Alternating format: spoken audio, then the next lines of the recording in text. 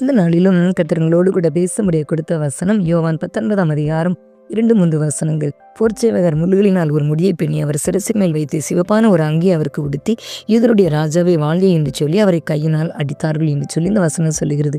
இன்றைக்கி கேட்டுக்கொண்டிருக்கிற குடும்பத்தின் பிள்ளைகளாகி உங்கள் ஒவ்வொருவரோடு கூட கர்த்தர் பேசுகின்றார். பிரியமானவர்களே, பிலாத்துனுடைய அரண்மனையிலே கொடூரமாக இயேசு அடிக்கப்பட்ட பின்பு அவருக்கு சிவப்பு அங்கியை உடுத்தி வெளியே கொண்டு வர்றாங்க. அதன் பின்பு அவர் யூதர்கள் கையில் ஒப்பு கொடுக்கப்பட்டார். அங்கே அவருக்கு முட்களினால் ஒரு முடியை பின்னி அவருடைய சிரசில் வைத்து அழுத்துறாங்க. இந்த கிரீடத்தை செய்வதற்கு கொடூரமான ஒரு வகை முள்ளை தெரிந்தெடுக்கிறாங்க. அது மிகவும் கொடூரமான விஷத்தன்மை கொண்ட ஒரு கொண்டதாகும். பிரியமானவர்கள், அது ஒரு குண்டு ஊசியை போல கூர்மையானதும் விஷம் நிறைந்ததுமான ஒரு முள் வகை. அது லேசாக குத்திவிட்டாலும் கூட தேள் கொட்டுகிற போது ஏற்படுவது போல ஒரு கொடூரமான வலியும் வேதனையும் ஏற்படுமா. வரலாற்றில் ரோமர்கள் ஆயிரக்கணக்கான குற்றவாளிகளை அறிந்து கொன்றாங்க. ஆனால் அவர்கள் யாருக்கும் முள்முடி சூட்டப்படவில்லை. சிலுவையில் இயேசுவின் அருகே தொங்கின 2 கள்ளர்களுக்கு கூட முள்முடி சூட்டப்படவில்லை. ஆனால் பாருங்க, முழு உலக சரித்திரத்திலே முள்முடி தாங்கினவராய் சிலுவையில் தொங்கி ரத்தம் சிந்தின ஒரே ஒருவர் நம் இயேசு கிறிஸ்து ஒருவர் மட்டுமே. ஏன் அவருக்கு மட்டும் முள்முடி சூட்டப்பட்டது? பிரியமானவர்களே, முட்கள் என்பது சாபத்தின் சின்னம்.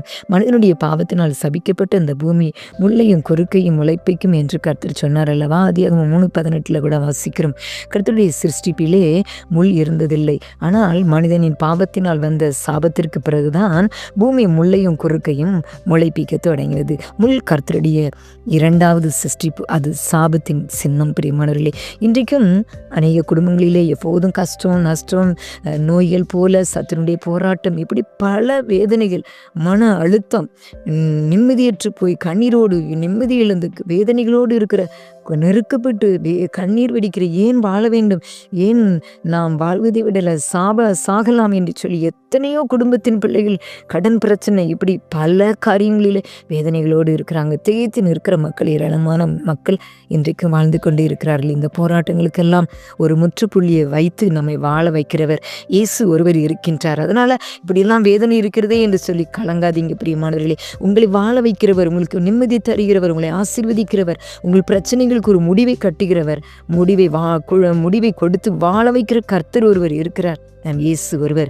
அதனால் நீங்கள் சந்தேகப்படாதீங்க, விசுவாசிங்க. இயேசப்பா உங்களை வாழ வைப்பார். பிரியமானவர்களே, சாபங்களில் பல வகை உண்டு. ஆனால் சில சாபங்கள் படைத்த கர்த்தரையே மறந்து, வேதத்தை மறந்து, அலட்சியம் செய்து இயேசப்பாவை நோக்கி பார்க்காதபடி மனம் போல வாழ்கிறதுனால வருகின்றது. பிரியமானவர்களே, மனிதன் சபிக்கும் போது வருகிற சாபங்கள் இன்னொரு வகையாகும். சரி, அதெல்லாம் ஒரு பக்கம் இருந்தாலும் கூட அவைகளையெல்லாம் நீக்கி வாழ வைக்கும் பரிகாரியான கர்த்தர் இன்றைக்கு உங்களுக்கு இருக்கின்றார்.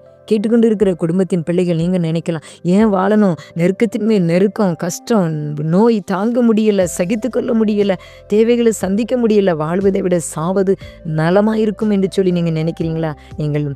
நீங்கள் வாழ பிறந்தவர்கள், நீங்கள் சாக பிறந்தவர்கள் அல்ல. கர்த்தர் உங்களை முன்குறித்திருக்கிற வருடங்கள், நாட்கள் வரையிலும் இந்த பூமியில் நீங்கள் வாழ வேண்டியது, வாழ முடியும், வாழ வைப்பார் கர்த்தர் உங்களை. ஆனால் நீங்கள் சாக வேண்டும் என்று நினைக்காதீங்க. உங்கள் கஷ்டங்களை நீக்கக்கூடியவர் இயேசு ஒருவர் இருக்கிறார். அதனால மனம் தளர்ந்து போகாதுங்க. உங்கள் சாபங்களை எல்லாம் இயேசு கிறிஸ்து சிலுவையில் சுமந்துட்டார். அதனால விசுவாசிங்க.